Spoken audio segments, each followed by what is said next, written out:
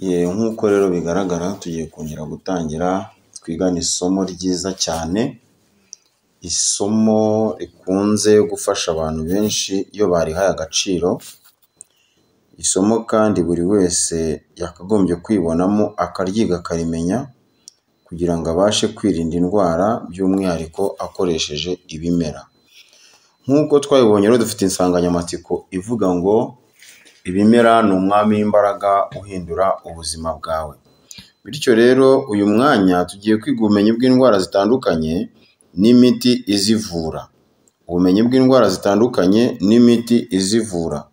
Aha ngaha niho tugenda tukareba imwe mu miti abantu bifashisha, by'umwihariko iyo miti abantu bifashisha ikaba ari imwe mu miti ikorwa na kampani Shangi. Kampani Shangi rero twabonye ko ari kampani ivura ikoresheje ibimera biri naturel cyangwa se by'umwimerere. Ikaba ari kampani ikorera mu gihugu cy'u Rwanda, by'umwihariko ikaba yaratangiye mu mwaka wa 2003 ku itariki 15 z'ukwezi kwa kabiri. Ikaba ari kampani igamije kuzamura imibereho myiza y'Abanyarwanda muri rusange ndetse no kuzamura impano z'urubyiruko, hanyuma ikabigisha kwihangira umurimo mu gihe gitoya.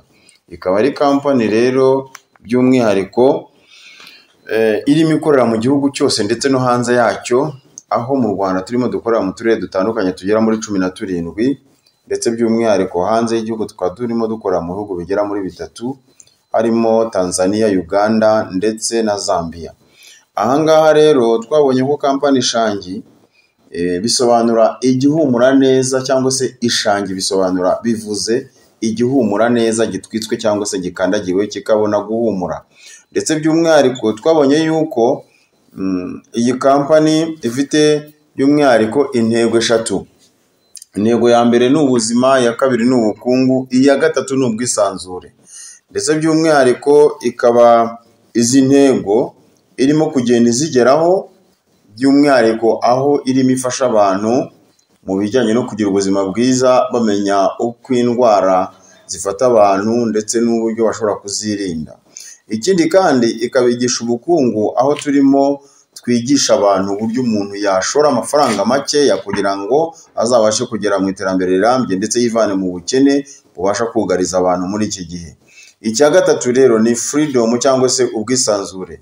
Aha ngaha tubona ko umuntu wigishijwe na kampani Shangi aba afite ubushobozi bwo kuba yabasha kwikorera ku giti cye yisanzuye, atabasha gutekereza ngo ngiye kudepoza kubera ko nize, ngiye kugenda nsaba akazi kubera ko nize, ahubwo ubwo afite ubushobozi bwo gutanga akazi yamaze kwigishwa, kuko ibyo yize aba afite ubushobozi bwo kuba yabitangamo akazi, hanyuma abandi bantu nabo bakaba babasha gukora kubera wa muntu wacu wigishijwe na kampani Shangi. Twongere tubibutse yuko ibi byigisho turabararikira ku by'umwihariko ko nibura uramutse wumvise ari byiza muri wowe, bihe na bagenzi bawe babyige. Nubona ari byiza uzabyigisha n'abandi kugira ngo nabo bazagere kuri rya terambere turimo tuvuga rirambye. Niyo mpamvu rero uyu mwanya abantu benshi bagiye bafite za ndwara zigiye zitandukanye, twabageneye undi mwanya mwiza nanone ushobora kugira icyo wabamarira. Ni bimwe mu byigisho dufite kandi bifite ingufu, bya bindi twavuze haruguru bivuga ngo ubumenyi bw'indwara zitandukanye n'imiti izivura. Ubumenyi bw'indwara zitandukanye n'imiti izivura. Muri ubumenyi bw'indwara zitandukanye rero n'imiti izivura, twagiye dushaka kwifashisha zimwe mu ndwara zibasira abantu, ariko noneho tugashaka no kwerekana ko nubwo izi ndwara zihari bishoboka ko zavurwa zigakira. Indwara ya mbere rero ikunze kwibasira abantu ituruka ku mirire mibi cyangwa se umwanda. Iyi ndwara ishobora gukira. Ni inzoka yitwa ASCARIS. Inzoka yitwa ASCARIS ni inzoka ikunda kuba ndende ndetse ishobora kugira na santimetero zigera no kuri 30 cyangwa se 20 mu mubiri w'umuntu. Iyi nzoka rero ni inzoka ikunda kubangamira abantu cyane, rimwe na rimwe bakayita inzoka ngo ikunda gufata abana gusa, nyamara n'abantu bakuri ikabibafata ikabageza kure, ikabazahaza cyane bikomeye.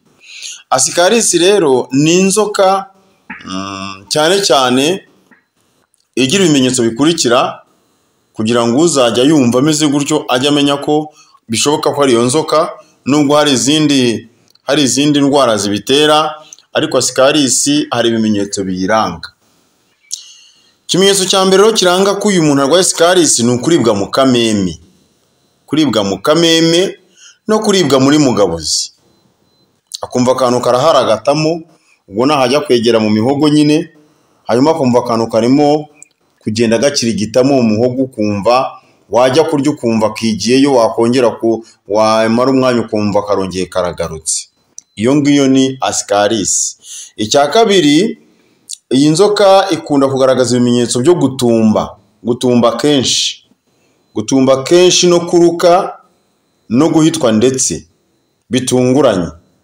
Umuntu akagira ikibazo cyo kuruka kubera ka kantu kagira kaba kaje mu mihogo, umuntu agira ikibazo cyo gutumba kenshi no guhitwa ndetse no kuruka bitunguranye. Ibi ngibi ni bimwe mu biranga ASCARIS. Hari ukugira inzara ya buri kanya hanyuma umuntu akongera agasonza. Kugira inzara ya buri kanya umuntu akongera agasonza, ibyo nabyo ni ibimenyetso biranga inzoka yitwa ASCARIS. Hari ukugira isereri ya hato na hato. Kugira isereri ya hato na hato buri gihe, hanyuma umuntu akagira isereri igiye itungurana. Hari ukugira umuriro wa hato na hato, ibyo nabivuze, ndetse no guhorana imbeho ya buri gihe, umuntu akumva arimo gushishira muri we. Umuntu akumva arimo gushishira. Iyo ni inzoka yitwa ASCARIS. Hari ukugira by'umwihariko amaraso agenda buke cyane, umuntu akumva afite imbaraga nke cyane mu mubiri. Hari ukwikubita hasi bitunguranye, ari byo abantu bakunda kwita igicuri. Kwikubita hasi bitunguranye ari byo abantu bakunda kwita igicuri, iyi nzoka irabitera. Hari ukugira ibibazo muri appendix. Hanyuma umuntu yajya kwituma kumva arashaririwe, hanyuma akituma bigoye. Appendix ni akanyama kayungurura amabuye kaba mu mubiri w'umuntu, akangaka kajya kuba hagana mu ruhago cyangwa se ahajya kwegera impyiko. Bityo rero iyo appendix yamaze kugira ikibazo, hazamo indwara yitwa appendicite. Bishoboka ko ndetse iyi appendix ishobora no gutobagurika, umuntu akaba yapfa aramutse atavuwe vuba. Bivuze ngo rero ni indwara mbi cyane ishobora guterwa na ASCARIS, nubwo hari indi nzoka yitera yitwa ogizira, nayo tuzareba mu gihe kiri imbere. Bityo rero ASCARIS ishobora gutera umuntu kugira inkorora ya buri gihe, akayi k'inkorora kadakira. Hari ukwitsamura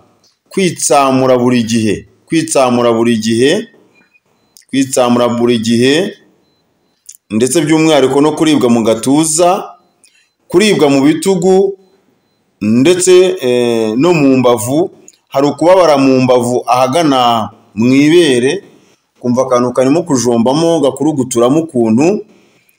Hari ukugira utubyimba two mu mihogo, ari two tuzwi ku izina rya angine cyangwa se gapfura. Utwo tubyimba abantu baturwaye dushobora kubyimba rwose umuntu n'umwuka ukaba wahera. Utwo tubyimba two mu mihogo ari two abantu bazi ku izina rya angine cyangwa se gapfura, iyi ASCARIS irabitera. Utubyimba two mu mihogo ari two abantu bita angine cyangwa se gapfura. Hari ukugira ikirungurira kigiye gitungurana buri gihe, kugira ubwoba bwo ku mutima bukabije no kwikanga cyane. Hari ukuribwa mu misaya no gusamira mu matwi. Iyo ni inzoka yitwa ASCARIS.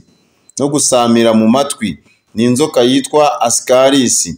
Hari kuzana amaraso mu menyo. Iyo ni inzoka yitwa ASCARIS.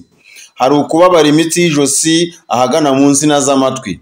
Munsi y'amatwi ukumva hari utuntu turimo dushorogotoramo, ndetse ukumva amaraso ntarimo ajya azamuka hejuru. Kubabara imitsi y'ijosi ahagana mu matwi. Bityo rero iyi nzoka yitwa ASCARIS irabikora ibingibi tuvuze. Hari ingaruka rero noneho itera. Niturangiza iki cyigisho ni umwanya wo kubaza, hanyuma umuntu agasubizwa. Ingaruka itera: hari ukurwara by'umwihariko asima, kurwara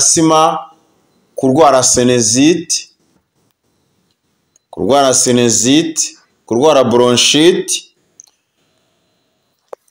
bronchite, umuntu agahera umwuka akabura uko azamura umwuka winjira n'usohoka, bityo umuntu ashobora no gupfa atunguranye mu buryo butazwi rwose.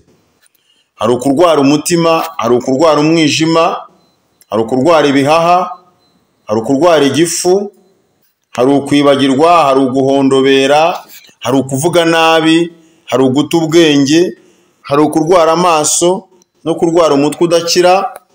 ASCARIS kandi ishobora kwanduza amaraso ajya ku bwonko, umuntu akaba yasara cyangwa agata ubwenge nyine niba atabazwe vuba cyangwa se ngo ajye kwa muganga bamukurikirane. Uyu muntu ashobora kugira ikibazo cyo guta ubwenge cyangwa se agasara. Bivuze ngo rero ASCARIS ni indwara mbi kandi cyane.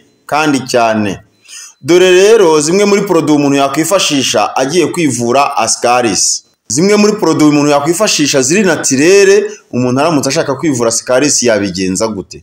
Icya mbere ni ugukoresha salade igizwe n'ibi bikurikira: igizwe na kokombure nibura imwe, igitunguru cya onyo rouge cyangwa se gitukura, tungurusumu, karoti, indimu.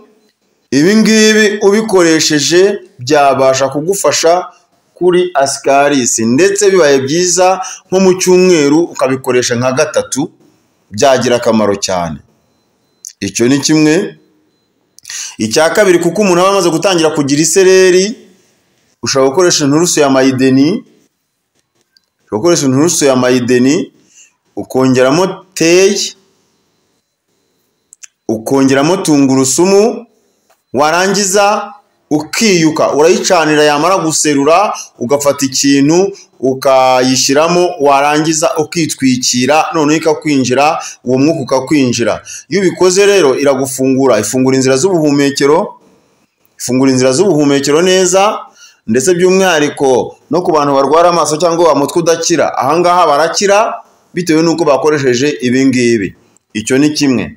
Icya kabiri rero, turaguha produit zikorwa na kampani Shangi ku bantu batabonye ibyo ngibyo.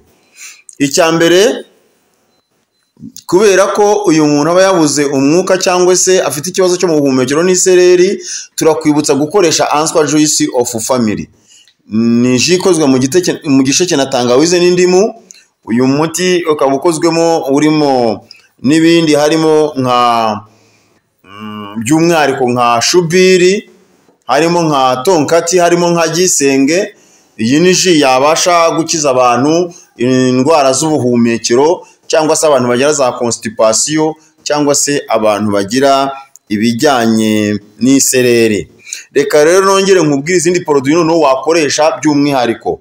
Uzashaka detox from Shangi Company Limited Rwanda. Iyi detox nuyikoresha, uzayikoresha akayiko kamwe ku munsi, hanyuma nibura uyikoreshe iminsi itarenze 4.